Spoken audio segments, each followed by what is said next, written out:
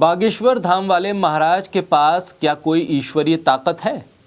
वो कैसे लोगों के मन की बात पढ़ लेते हैं? एबीपी न्यूज के ज्ञानेंद्र तो यही कह रहे हैं और जयकारे लगा रहे हैं। रुबिका लियाकत तो ट्वीट करके बाबा के चमत्कार पर सवाल उठाने वालों को गलिया रही हैं। सुधीर चौधरी से लेकर जी न्यूज, टीवी 9 भी पीछे नहीं है। सुशांत भी पाठशाला में अंधविश्वास पर विश्वास करना सिखा रहे हैं। सब कुछ सही चल रहा था, प्लान के मुताबिक था, तभी एक गलती कर बैठा गोदी मीडिया। खुद को ज्यादा चालाक बताने के चक्कर में चकरा गया गोदी मीडिया। आज तक वालों ने जादूगरों की बैठक बुला ली और फिर जो हुआ उस बैठक में उसे सुनकर, उसे देखकर एंकर भी सन रह गए। बाबा के साथ खड़ा एबीपी भी चकरा गया कि आखिर ये क्या हो गया है। सारा का सारा भेद खुल गया। अब कैसे ज्ञानेंद्र पैरों में लौटेंगे और कैसे रुबिका ट्विटर पर बाबा बाबा बोलेंगी।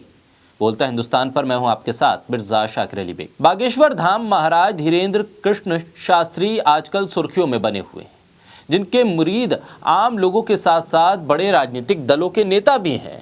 दिव्य दरबार नाम से वो कार्यक्रमों का आयोजन करते हैं, जिसमें वहां लोगों की परेशानी को सुनने के बाद उसका हल भी बताते हैं।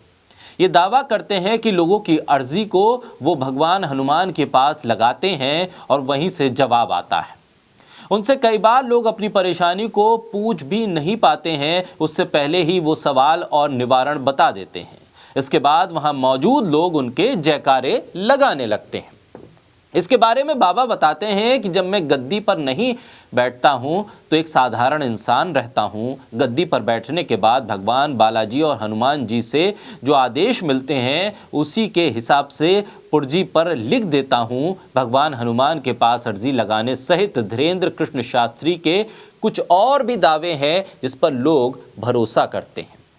वहीं काफी तादाद में वो लोग हैं जो इसे अंधविश्वास कहते हैं और कहते हैं कि ये अंधविश्वास को बढ़ावा दे रहे हैं।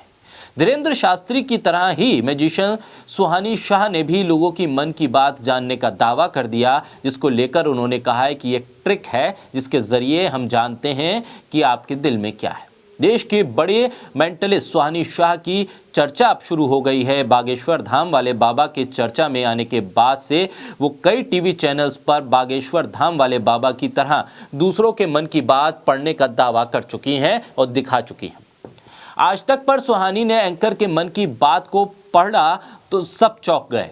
दरअसल धीरेन्द्र कृष्ण शास्त्री जब लोगों के मन की बात पढ़ते हैं तो ये बताते हैं कि ये ईश्वर की कृपा है, ये चमत्कार है, जिससे साफ होता है कि बागेश्वर धाम वाले बाबा इस चमत्कार को धर्म से जोड़ते हैं। वहीं टीवी चैनल की डिबेट में महिला जादूगर शिवानी शाह को बुलाया जाता है और वो लोगों के मन की बात पढ़ने लगती हैं, उसका डेमो देती हैं, तो वो इसे एक ट्रिक बताती हैं। इसके साथ ही वो कहती हैं कि ये कोई चमत्कार नहीं है बल्कि एक ट्रिक है जिसके जरिए हम लोगों के मन की बात को पढ़ लेते हैं। लोगों का दिमाग पढ़ना कोई नई बात नहीं है, कई जादूगर ऐसा करते आए हैं और कर रहे हैं। लोगों का दिमाग पढ़कर अपने जादू के हुनर को दिखाते हैं। अलग अलग सोशल मीडिया में कई ऐसे वीडियो भी हैं जिसमें लोगों के मन की बात पढ़ने के कई तरीके बताने का भी दावा किया जाता है। लोगों का दिमाग पढ़ना कोई चमत्कार नहीं बल्कि एक ट्रिक से ज़्यादा कुछ भी नहीं है। इससे लोगों का मन पढ़ा जा सकता है। और अगर कोई ये दावा करता है कि लोगों का मन पढ़कर वो चमत्कार कर रहा है तो वो पूरी तरह से गलत है।